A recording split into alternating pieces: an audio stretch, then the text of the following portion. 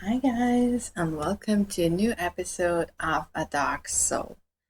Have you ever heard somebody say, well, the dog is just conditioned to do X, Y, Z in a very negative way?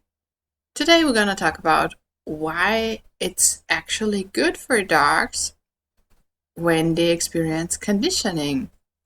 I'm Anita, I'm a professional dog trainer. I show you how to build a trusting relationship with your dog to overcome fear and reactivity and have a good time together again. And if you haven't already, don't forget to like and subscribe. And now, stay tuned and have fun. Alright, so let's clarify conditioning for a moment, and I'm sure it will become a little more obvious why this is a good thing. Conditioning, when we're talking about behavior, is just learning. It just means learning. So, as well as for us, it is good for our dogs to learn because it keeps the mind fresh, it keeps the brain active, it keeps the dog occupied, and we have less behavior issues. And of course, if we are already experiencing some behavior problems, it is always a good idea to learn to deal with the situation in a different way, right? So, for example, if our dog is lunging, barking, growling whenever he sees another dog, and we start the process of working on it, we will use different types of conditioning to deal with the problem. It looks very different for every dog, but it could look like we're teaching the dog that the other dog from now on means that something good is happening, and this is, by definition, classical conditioning. It could also mean that we teach the dog a new behavior that he gets rewarded for and that we can use in tricky situations with other dogs. And that would, by definition, be operant conditioning.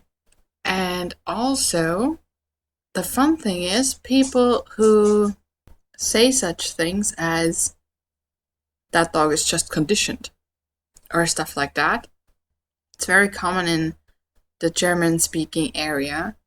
Those people very often do use things as a reaction to their dog's behavior.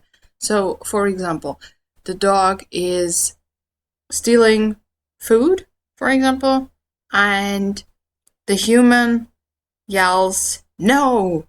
and takes the food away. And if that's sustainable, so the dog doesn't steal food from now on, we have conditioned the dog to stop that, right? So the whole discussion is kind of useless because if we just behave naturally around our dogs, learning and conditioning happens all by itself. And it's the same thing when we live with other human beings. We would never say, "I'm conditioning my husband."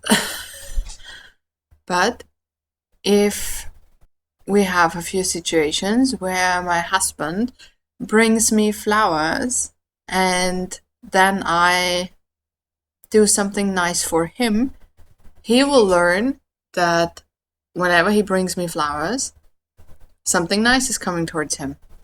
And I will learn whenever I'm doing something nice, I get flowers more often. Both of us have been conditioned, but we would never talk about it that way because it's natural. And it's the same thing for our dogs.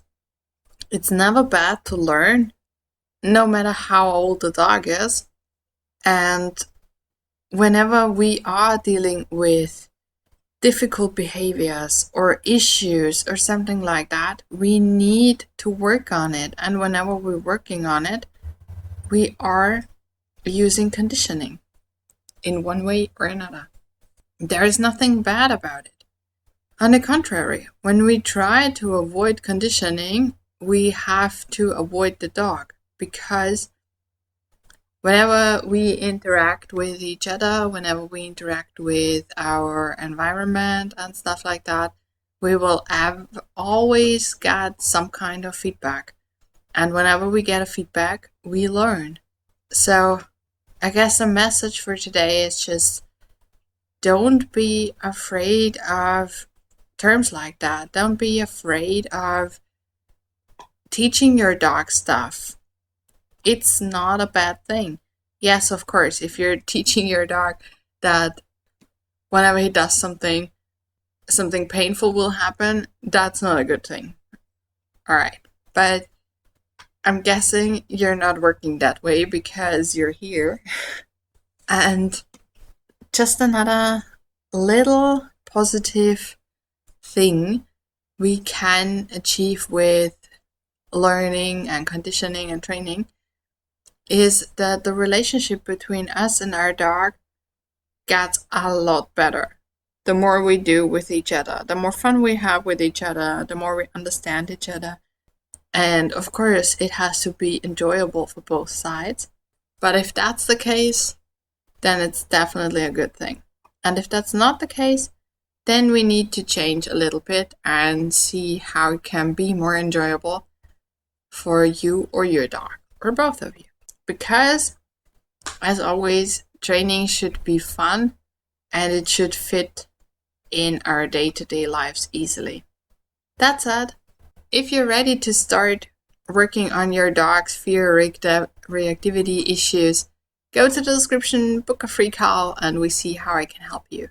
I would love to meet you. I would love to chat about your dog. And that's it. Don't forget to like and subscribe and have a lot of fun with your dog. Until next time, bye!